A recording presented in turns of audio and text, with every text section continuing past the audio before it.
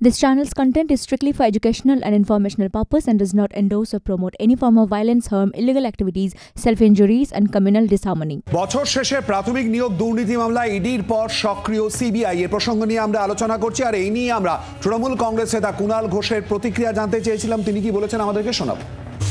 যে জিনিসটা সম্পর্কে আমাদের দল কড়া অবস্থান নিয়েছে এবং সংশ্লিষ্ট ব্যক্তি সম্পর্কেও আমাদের দল যা যা ব্যবস্থা নেওয়ার নিয়েছে, ফলে এখন তদন্তে কি উঠে আসছে বা সাপ্লিমেন্টারি চার্জশিটে কি হচ্ছে না হচ্ছে, এগুলো যাদের নাম আছে চার্জশিটে তারা বা তাদের আইনজীবীরা বলবেন। এ ব্যাপারে আমরা দলের তরফ থেকে কোনো বক্তব্য রাখার কোনো অবকাশ নেই।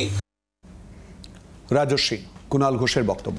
দেখুন, কুণালদা কি বলছে না বলছে, এখন আজকালকার দিনে আর কুণালদার অনেক কথাই বলে থাকেন। আমাদের বক্তব্য পরিষ্কার এবং একটাই, দুর্নীতি যেটা হয়েছে, শতমূলের গাছ আছে, শতমূলের গাছ একটা গোড়া কেটে দিলে আবার আরেকটা জায়গায় গোড়া উঠে যায়, গাছ উঠে যায়।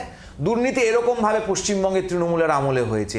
এটা ধরতে যাবেন তো ওখান থেকে খাদ্য ধরবেন তো রেশন বেরিয়ে যাবে, রেশন ধরবেন তো পশু কেলেঙ্কারি বেরিয়ে যাবে, পশু কেলেঙ্কারি থেকে অন্য আর দমকল বেরোবে, দমকল থেকে বেরোবে বন দপ্তর, বন দপ্তর থেকে বেরিয়ে যাবে বাঁধ, এরকম নানান রকমভাবে দুর্নীতি, একটা ধরলে আর একটা। আইনি জটিলতা, বিচারের দীর্ঘসূত্রিতা, এতে মানুষের আবেগ আহত হচ্ছে, মেধা প্রতারিত, রাস্তায় বসে এই শীতের মধ্যে এক বছর ঘুরে যাচ্ছে, তারা গড়াগড়ি খাচ্ছে, তাদের বাড়িতে তাদের চাকরি বাকরি নেই, তাদের বয়স পেরিয়ে যাচ্ছে। অন্তত এই সরকারটা আছে, আমাদের কেন্দ্র সরকার আছে, তাই জন্য অন্তত তদন্তটা হচ্ছে। এটা অন্য কোনো সেটিং তত্ত্বের শুভময়দা বললেন না, শুভময়দা তো আজ অব্দি বললেন না যে সঞ্চয়িতা সঞ্চিতার কি পরিণতি হলো, সাইবাড়ির কি হলো, লোহাচুরের কি হলো, বিজন সেতু। শুভময়দা কিন্তু এটা বলেননি সেটিং তত্ত্ব বলে দাঁড়িয়ে দেননি। শুভময়দা বলেছেন সেটিং তত্ত্বের অভিযোগ তুলতে পারে, কিন্তু প্রাক্তন কেন্দ্রীয় গোয়েন্দা কর্তা যিনি শান্তনুবাবু রয়েছেন বা আইনজীবী রয়েছেন, তারা আসলে কি পরিস্থিতির মধ্যে দিয়ে ভারতের আইন এবং বিচার প্রক্রিয়া চলে সেই প্রসঙ্গটাকে উনি সমর্থন করেছেন। প্লিজ রাজস্বী। একদম, কিন্তু দিনের পর দিন সেটিং তত্ত্ব বলে রাজনৈতিক কচকচানি যেটা হয়ে যায়, কিন্তু আজ অব্দি কেউ সঞ্চয়িতা সঞ্চিতা সাঁইবাড়ি নিয়ে কোনো সেটিং তত্ত্ব বলে না। লোহাচুর, বিজন সেতু, মরিচঝাপি, বেঙ্গল ল্যাম্প, যতীন চক্রবর্তী, মিহির সেন, স্যার বীরেন মুখার্জির অভিযোগ, এগুলো নিয়ে কোনো সেটিং তত্ত্ব ছিল কিনা, এগুলো আমরা আজ অব্দি কোনোদিন শুনতে পাই না, কিন্তু আমাদেরকে শুনতে হয়। কিন্তু বাস্তবটা কোন জায়গায় আছে, আইনি প্রক্রিয়া আছে, আইনি জটিলতা আছে। আজকে আবার হচ্ছে, এখন আবার বলবে না এখন সেটিং তত্ত্ব নেই, কিন্তু কারা ইডি এবং সিবিআই এর পাওয়ার কার্ভ করার জন্য জয়েন্ট পিটিশনে সই করেছিল, সেটা সেটিং তত্ত্ব নয় যে ইডি এবং সিবিআই এর অতিরিক্ত ক্ষমতা হয়ে গেছে, তাদের ক্ষমতা হ্রাস করা হোক, তাই নিয়ে তারা পিটিশন করতে গেছে। আজকে দাঁড়িয়ে এই দেশ আছে বলেই আজকে দাঁড়িয়ে এই বিচার ব্যবস্থা, বিচার প্রক্রিয়া আছে। পররাষ্ট্রের পাশের দেশে কিভাবে বিচার ব্যবস্থা হচ্ছে সেটা তো চোখের সামনে আমরা দাঁড়িয়ে দেখতে পাচ্ছি। সে অবস্থা তো ভারতবর্ষের নয়। আমরা চাই একদম যোগ্য যে মানুষটা পরীক্ষায় পাশ করে যার চাকরি পাওয়ার কথা, স্কুল কলেজে সঠিক শিক্ষক ফিরুক। পাঁচের ঘরের নামটা জিজ্ঞাসা করলে জজ সাহেব মাস্টার মশাই পালিয়ে যাচ্ছে, ইংরেজি নাম সই করতে বললে পরে সে পালিয়ে যাচ্ছে, বলছে বলতে পারবো না। এই যে কাটমানি খেয়ে তৃণমূলের ক্যাডারদেরকে চাকরিতে ঢোকানো হয়েছে, গাছে বেঁধে তৃণমূলের নেতাকে পেটানো হয়েছে, আপনারা ক্যামেরায় দেখেছেন, বিভিন্ন সংবাদ মাধ্যম দেখিয়েছে, কারণ টাকা নিয়েছে, কাটমানি নিয়েছে চাকরি বিক্রি করার জন্য। এইটা বন্ধ হোক। বিধানসভায় যে সমস্ত পোস্টগুলোকে, যেগুলো অন্যায্য পোস্ট, সেগুলোকে ভ্যালিড করার জন্য বিধানসভায় আইন পাশ করানো হয়েছে। স্বয়ং ফিরাদ ববি হাকিম কি বলেছিলেন যে কালেকটিভ রেসপন্সিবিলিটি, গোটা বিধানসভায় যারা যারা সেদিনকে টেবিল চাপড়ে হাত তুলে সেই প্রস্তাবকে সমর্থন করেছিলেন, প্রত্যেকটা বিধায়ককে ধরে জেলের মধ্যে ঢোকানো উচিত, কারণ প্রত্যেকে সেই চুরির সাক্ষী আছে, প্রত্যেকে সেই চুরির অংশীদার। না হলে পরে কেউ বিধানসভায় দাঁড়িয়ে চুরিকে সমর্থন করে বিল পাশ করার জন্য হাত তুলে হ্যাঁ বলতেন না। প্রত্যেকে সেই চুরির অংশীদার। সমস্ত বিধায়কের প্রসঙ্গে যে কথা বললে এ একেবারে তোমার বক্তব্য, এ দায়ও তোমারই। শুভময়দা বলুন। আমি রাজস্বীর যে রাজনীতি, সেই সোজা রাজনীতির পথ, তার রাজনীতির সঙ্গে আমার সম্পর্ক না থাকলেও তিনি যে একদম সরাসরি রাজনৈতিক একটা ভাবনার মধ্যে আছেন, এটাকে আমি একেবারেই সমর্থন করি।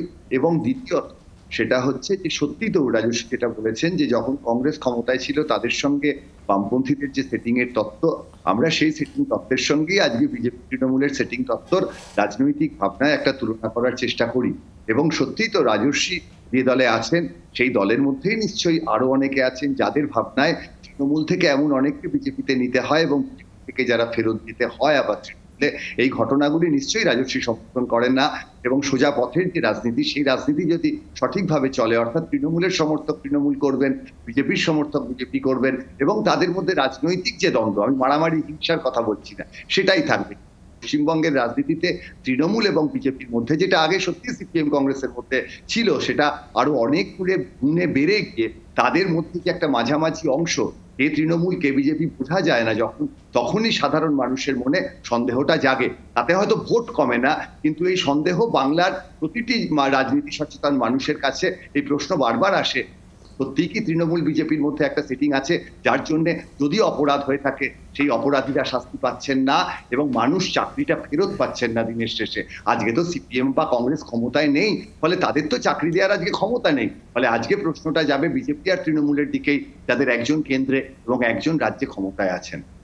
ভাস্কর দা, এবার আপনারা যেটা আইনের একটা বিষয় আলোচনা হচ্ছে, সেখানে সেটিং তত্ত্ব বিভিন্ন বিষয়গুলো উঠে এলো, সেগুলো নিয়ে বলার আগে বলি যে অরিন্দম বাবু যেটা বললেন যে এখানে ডিসচার্জ পিটিশন করেছে, সব কিছু করেছে, কিন্তু আপনি কোনো অভিযুক্তকে for the purpose of investigation আর for the purpose of trial তাকে অনন্তকাল ধরে আপনি তাকে বন্দি করে রাখতে পারেন না। লোকে জেলে গেছে মানে বুঝতে হবে তদন্তের স্বার্থে তিনি আছেন, কিন্তু সেই তদন্তটা কতদিন চলবে, কিভাবে চলবে ইত্যাদিগুলো আলোচনার বিষয় হতে পারে। আজকে পার্থ চট্টোপাধ্যায়ের বেল হবে, তাহলেই তার তদন্ত শেষ হয়ে গেল, তিনি বেল পেয়ে গেলেই মনে গেল যে তদন্ত শেষ হয়ে গেল, বিচার ব্যবস্থাও শেষ হয়ে গেল, এই ধারণাটা কেন হয় আমি জানি না। সেটিং তত্ত্বের কথা যারা বলছেন, তার মানে কি বিজেপি মানে সিবিআইকে কন্ট্রোল করে আর বিজেপির মাধ্যমে তৃণমূলকে সেটিং, এটা হচ্ছে একটা যারা সিপিএম এর যারা শূন্যে পরিণত হয়েছেন বা কংগ্রেসের শূন্যে পরিণত হয়েছেন তাদের একটা আস্ফালন থাকে, আমরা দেখেছি। দেখুন পার্থ চট্টোপাধ্যায় প্রতিক্রিয়া এখনো নিইনি। আমি বলছি এটা না, সুময় বললেন না এইসব বিভিন্ন কংগ্রেস আর সিপিএম এর সম্পর্ক, কংগ্রেস আর সিপিএম এর সম্পর্ক, বিজেপি আর তৃণমূলের সম্পর্ক, এই দুটোকে তুলনা তুললেন। এখন দেখুন পার্থ চট্টোপাধ্যায় কি আইন ব্যবস্থার মধ্যে আছেন, এবং সিবিআই যেটা বলছে আজকে ইডি থেকে উনি বেল পেয়েছেন 1 ফেব্রুয়ারির মধ্যে কন্ট্রোল মানে তাকে কমপ্লিট করতে হবে, কিন্তু এখানে আমরা চার্জশিটটা না দেখলে বুঝতে পারছি না কতজন ব্যক্তি সাক্ষী আছেন, সেটা অরিন্দম বলছিলেন সাক্ষী আছেন, এবং সেই সাক্ষীটাকে সম্পূর্ণ করতে কতদিন সময় লাগবে।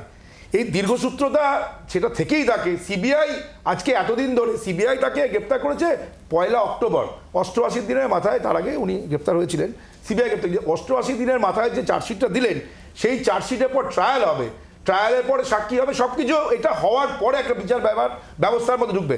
কিন্তু এখানে যেটা দেখতে হবে যে বিচারের নামে, শুধুমাত্র বিচারের নামে কোনো অভিযুক্তকেই সে যে দলেরই হোক, যে বর্ণেরই হোক, যাই হোক, তাকে কিন্তু বন্দি করে রাখা যায় না, এটা আইনের কথা। সুতরাং এখানে একজন ব্যক্তি বেল পাওয়াটা তার অধিকার, আর তদন্তের মধ্যে তিনি তদন্তের সময় সবসময় বলবেন যে বাইরে বেরিয়ে গেলে তিনি প্রভাব বিস্তার করবেন, তাহলে তো প্রভাব বিস্তার করবেন, ট্রায়ালের শেষ দিন অবধি তাকে মানে জেলের মধ্যে রেখে দেওয়া যাবে, এরকম তো কোনো আমাদের প্রভিশন নেই আইনে। সুতরাং এখানে পার্থ চট্টোপাধ্যায় সহ বাকিদের বিচার সম্পন্ন হোক, কনভিক্টেড হোক কি অ্যাকুইটেড হোক, যা কিছু হোক, সেটা দ্রুততার সঙ্গে হওয়ার ক্ষেত্রে এই তদন্তকারী সংস্থার বিরুদ্ধে অনেক রকমের বক্তব্য আছে। তদন্তকারী সংস্থা তদন্তভার তুলে দিলে তখনই বিচারটা শুরু হবে। বিচারপতিরা তদন্ত করবেন না, বিচারপতিরা বিচার করবেন তদন্তের রিপোর্ট বা তদন্তে যা উঠে আসছে তার উপরে ভিত্তি করে।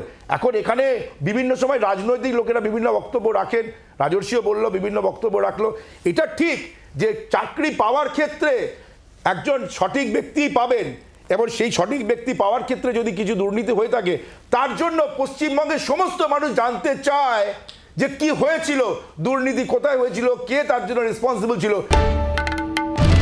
বাংলার আওয়াজ, বাঙালির আবেগ, জি 24 ঘন্টা।